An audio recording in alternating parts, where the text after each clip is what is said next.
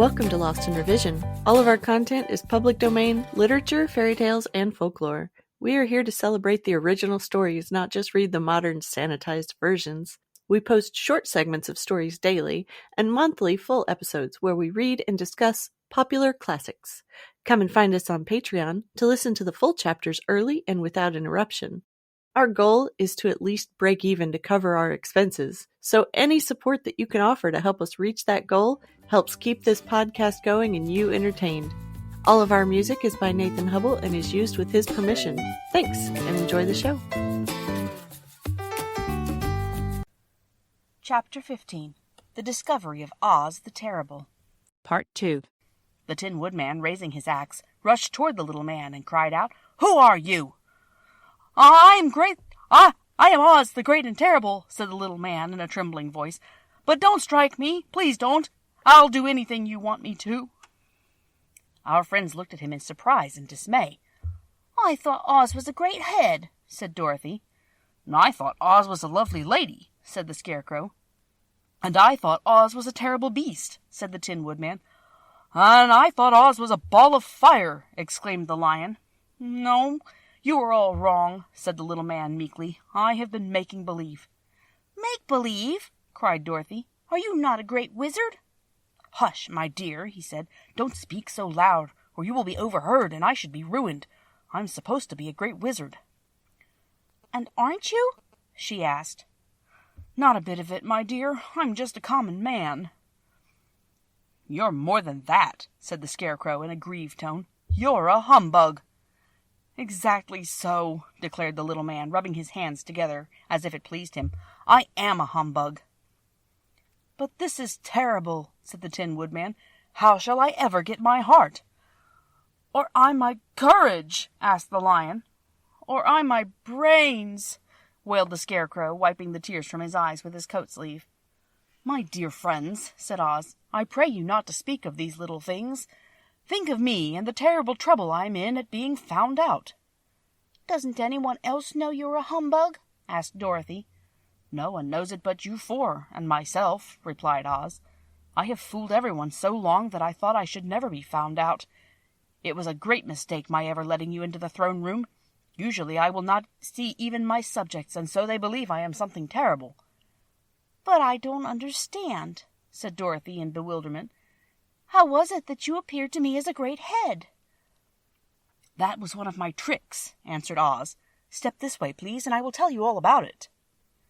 He led the way to a small chamber in the rear of the throne room, and they all followed him.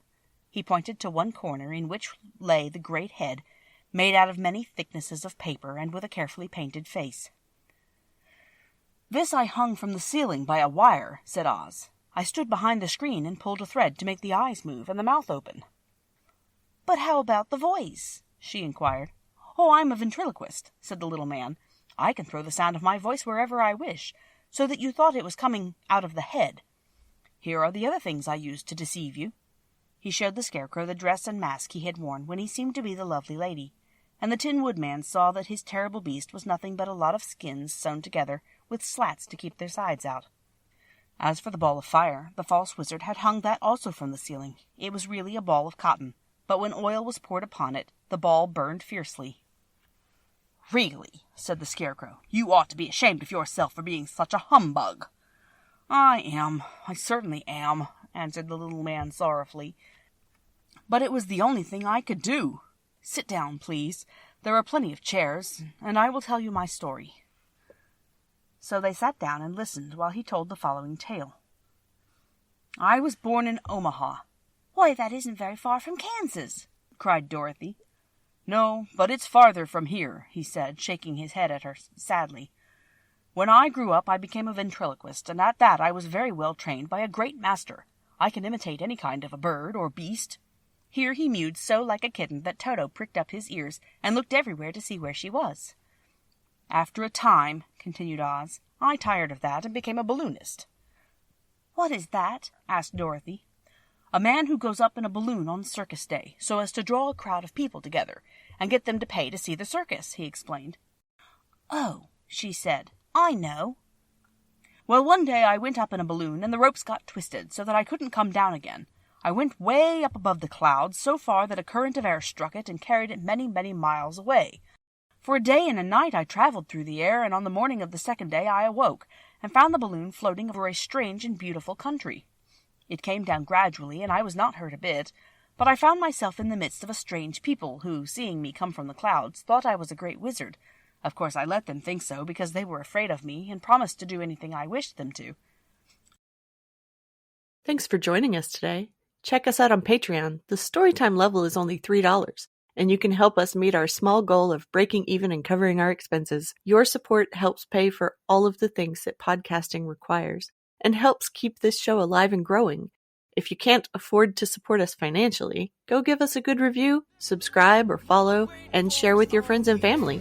Feel free to fact-check us and offer suggestions to make our show better for you. You can also send us an email at lostinrevisionpodcast@gmail.com. There's a lot more waiting for us all at the end of the road.